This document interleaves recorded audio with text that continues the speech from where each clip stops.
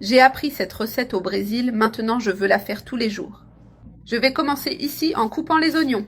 Je vais utiliser ici 12 gros oignons pour cette recette qui vont apporter beaucoup de saveur. Nous allons préparer une farofa délicieuse.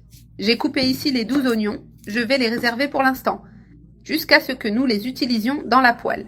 Et maintenant, ici dans ma poêle, je vais ajouter ici 2 cuillères à soupe de beurre, qui vont garantir une saveur spéciale. Je vais faire fondre ici ce beurre, en le laissant bien chaud pour recevoir les prochains ingrédients. Nous savons que la farofa, pour qu'elle soit délicieuse, n'est-ce pas?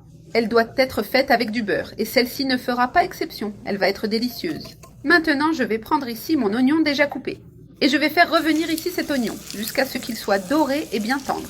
J'ai déjà sauté ici l'oignon, maintenant je vais même éteindre le feu. Maintenant, je vais casser 6 œufs. Nous allons faire une farofa aux œufs bien traditionnelle, délicieuse avec des oignons bien sautés, comme nous l'avons appris.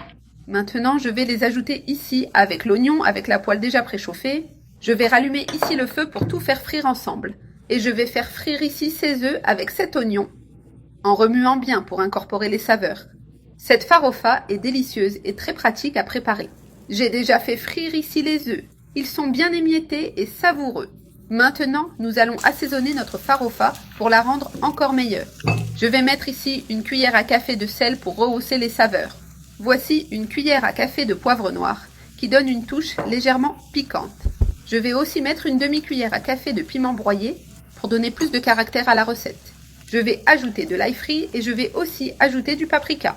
Je vais mélanger ici ces épices en enrobant bien les œufs. Les œufs vont être bien assaisonnés avec un arôme incroyable. Ils vont absorber ici toute la saveur des ingrédients en rendant la farofa plus savoureuse. Vraiment très savoureuse. En quelques minutes, vous faites cette farofa sans aucune difficulté.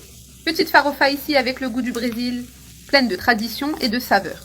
Maintenant, je viens avec la farine qui va donner la texture parfaite. J'utilise ici 2 tasses de farine, la mesure juste pour cette quantité. Je vais aussi ajouter du bacon déjà frit et croustillant. Du maïs doux qui apporte de la légèreté et une touche sucrée. Une boîte de maïs doux bien égoutté. Je vais tout mélanger ici avec la farine en enrobant bien les ingrédients. Cette farofa est moelleuse, délicieuse et très savoureuse. Maintenant, pour finir cette farofa, allons-y avec un ingrédient qui ne peut pas manquer. Je vais ajouter ici du persil et de la ciboulette. Le persil et la ciboulette sont indispensables, ils font toute la différence. Maintenant, je vais transférer ici la farofa dans ce bol. Bien joli pour servir. Je vais déjà servir cette délicieuse farofa pendant qu'elle est encore bien chaude. L'odeur, mon Dieu, vous n'avez aucune idée de l'odeur qu'a cette farofa. C'est incroyable. Notre farofa est prête ici, elle est délicieuse. Faites-la chez vous, vous allez adorer cette recette, ce sera sans aucun doute un succès.